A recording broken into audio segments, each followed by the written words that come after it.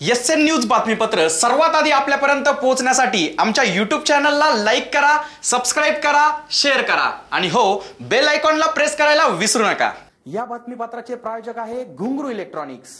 Satyaratan, Nashik West, Sinnar, Nashik.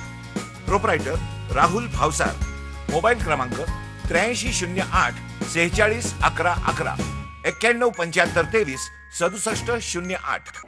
Sinnar नगरपालिकेतील आरोग्य विभागातील एका ठेकेदाराने कामावर नसलेल्या व्यक्तीच्या नावे अनेक महिन्यापासून वेतन काढत नगरपालिकेची आर्थिक लूट केल्याचा आरोप माजी नगरसेवक किरण मुत्रक यांनी केला असून याबाबत या घोटाळ्याची चौकशी करून संबंधित ठेकेदारावर व दोषींवर कठोर अशी कारवाई व्हावी अशी मागणी करत मुख्याधिकारी यांना निवेदन दिले असल्याची माहिती मुत्रक यांनी दिली।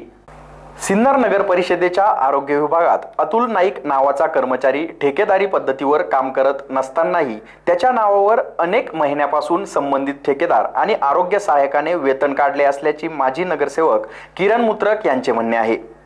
तसेच आरोग्य विभागातील या आर्थिक घोटाळ्याची सखोल चौकशी होऊन दोषींवर गुन्हा दाखल करावा व नगरपालिकेतील वेतनाच्या नावाखाली लाटलेली बोगस रक्कम संबंधिताकडून वसूल करावी अशी मागणी देखील केली आहे। एसएन न्यूज साठी प्रशांत सोनवणे। सिन्नर नगरपालिकेमध्ये कंत्राटी पद्धतीवर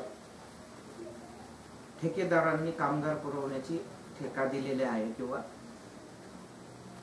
कामगार पुरवण्यासाठी त्यांना करार झालेला आहे। या कराराच्या माध्यमातून आरोग्य विभाग, पाणी पुरवठा विभाग अशा विविध विभागामध्ये कंत्राटदारांना कामगार पुरवण्याचे काम दिलेले आहे। ह्या कामामध्ये कंत्राटदारांच्या माध्यमातून काही अधिकारी तसेच काही प्रतिनिधी हे सहाय्य करतात आणि जे कोणी कामाला नाहीये, जे कोणी नगरपालिकेमध्ये आज काम करत नाहीये अशा नावांवर त्यांचा पगार काढतात। हा एक गंभीर गुन्हा असून ह्याबाबत मुख्याधिकारी यांची चौकशी करावी अशी मी त्यांच्याकडे मागणी केलेली आहे। तरी त्यांनी 2 लोकांना कामावरून काढून टाकलेले आहे असे समजते। ह्याबाबत त्यांनी आर्थिक गैरव्यवहार असल्यामुळे FIR दाखल करायला हवी होती, गुन्हा दाखल करायला हवा होता। CO हे पक्षपातीपणा करताना मला आढळून आलेले आहे।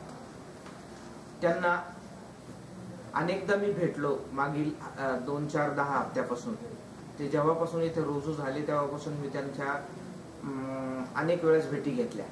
ह्या अगोदरही ह्या संदर्भामध्ये मी माहितीच्या अधिकारात माहिती मागविलेली होती, त्यावेळेसही माहिती लपवण्याचं काम अधिकाऱ्यांनी केलेलं होतं। तरी ह्या संबंधित सर्व काही कागदपत्र आणि संबंधित अधिकाऱ्यांची चौकशी ही झालीच पाहिजे। त्याचबरोबर त्यांच्यावर ज्यांनी आर्थिक गैरव्यवहार केलेला आहे त्यांच्यावर गुन्हा दाखल झालाच पाहिजे। यासाठी त्यांच्याकडे मी मागच्या 2 दिवसापूर्वी अर्ज दिलेला आहे। त्यांच्याकडून अशी अपेक्षा करतो की निपक्षपातीपणे ते हे माहिती घेतील आणि योग्य त्या लोकांवर कारवाई करेल अशी अपेक्षा करतो।